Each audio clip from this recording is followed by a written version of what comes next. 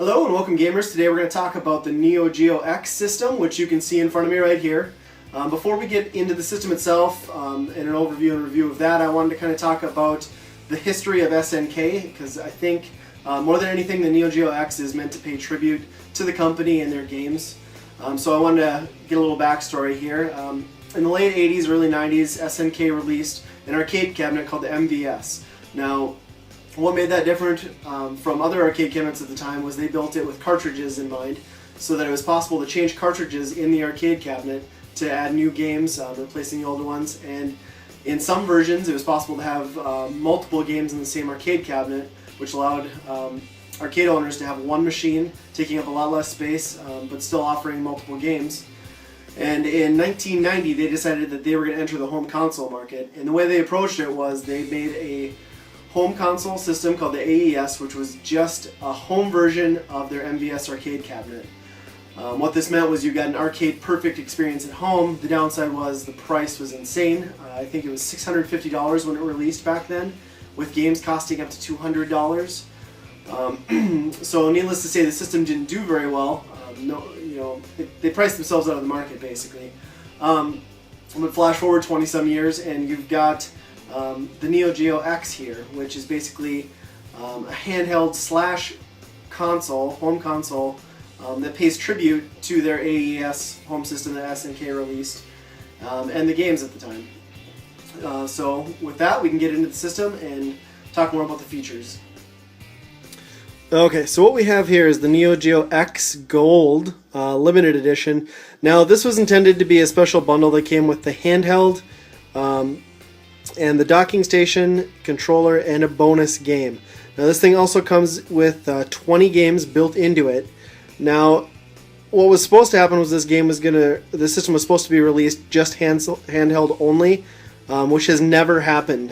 This system came out in December of 2012. Pretty much no one cared, and it wasn't very well received.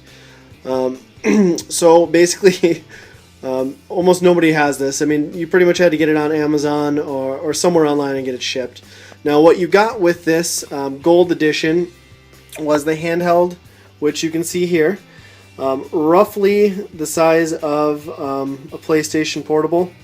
It came with the 20 games built in, of course, and the bonus game was Ninja Masters, which the extra games come on SD cards.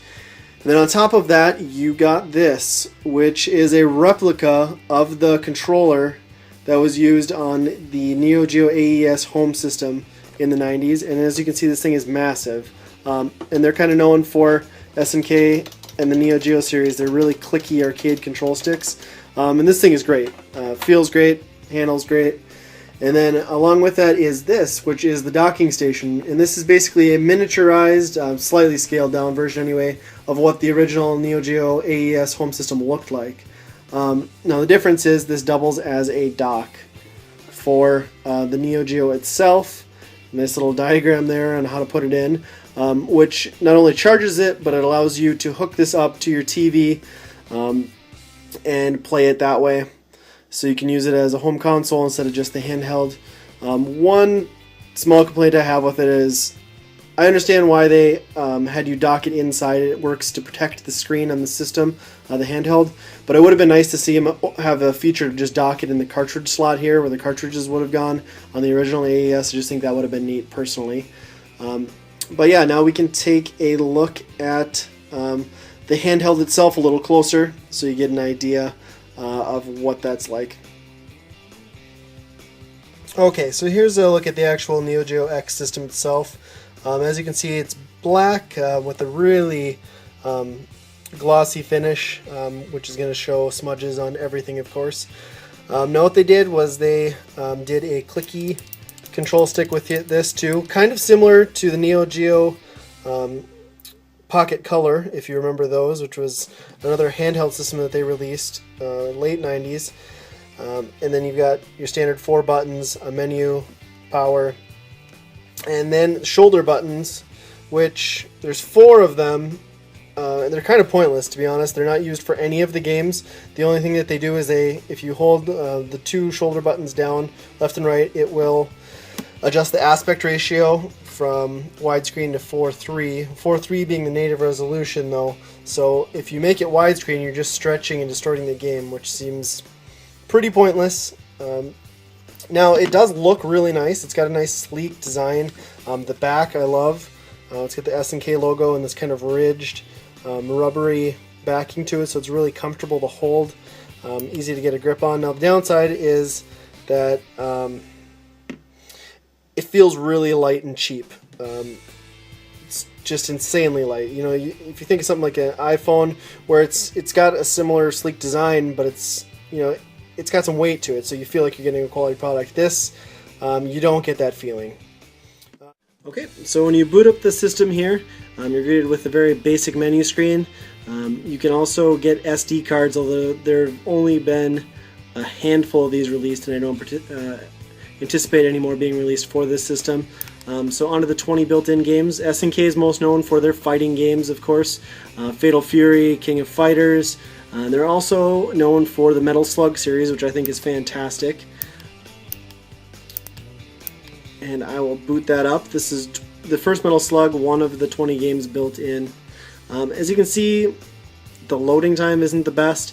One thing to note too is this is just emulating these games rather than running them on native hardware, which is a little disappointing because honestly it isn't the best emulation. The 20 built-in games you can get in multiple collection packs. For the Wii, the PlayStation 2, Xbox, you can get them on the arcade, you know, as a download for Xbox Live. So really, there are cheaper ways to play these games because the Neo Geo X Gold system here, this is $200, which honestly is a little pricey. Just do a quick demo here of the game. As you can see, it doesn't look bad. There's some screen tearing though, and I find the joystick clicking, yeah, it's a signature of SNK, but it's also a little annoying as well, to be honest. So yeah, I mean, this is basically what you can expect from the handheld itself. It doesn't handle or look too bad. Okay, and as I mentioned, they did make some additional SD cards for the system. So on top of the 20 games that are built into it, they came out with a Mega Pack Volume 1. Now, Tomo, the company who's manufacturing this and licensing the rights from SNK, they're in a big dispute right now. SNK isn't happy with the performance, sales, and just overall quality of the product for the Neo Geo X, so they're trying to get them to stop releasing games. This did come out June of 2013, so about 6 months after the release of the Neo Geo X itself. 15 additional games built in. You could buy 5 individual packs that had 3 random games. Well, not random, but just 3 of the games in a pack themselves. This also came with a firmware update. What's kind of neat about this is this case is exactly, it's kind of a replica of the cases that the AES Neo Geo game cartridges would come in if you had that system back in the day. So again, it's kind of another nod in the design to their history, which is kind of neat. And inside, if I open it up here, it's got a manual, but then on top of that, it also has a nice little spot. If you wanted to use this as a carrying case for your Neo Geo X, you can.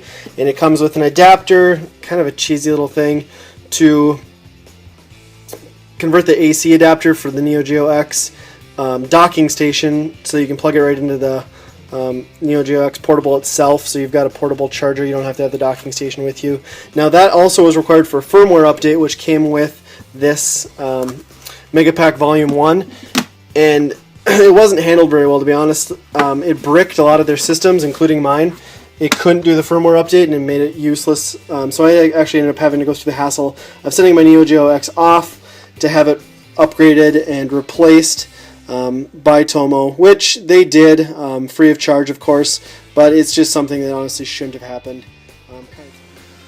Okay, so now for the review, my thoughts on the system. I think the idea to pay tribute to a retro system is really cool, especially with retro gaming and collecting being more popular these days. I also think the fact that they were putting out a handheld system that you could also play as a home console using this fantastic joystick and the docking station, hooking it up to your TV, is a great idea in theory. The problem, I think, comes with the execution. I don't think the system is made incredibly well. You know, the price is a problem. This is $200 just for the gold. Now the mega pack, the additional games, that was another $100. When you can easily get a collection to cover most of these games for $20 to $40 on other current generation systems.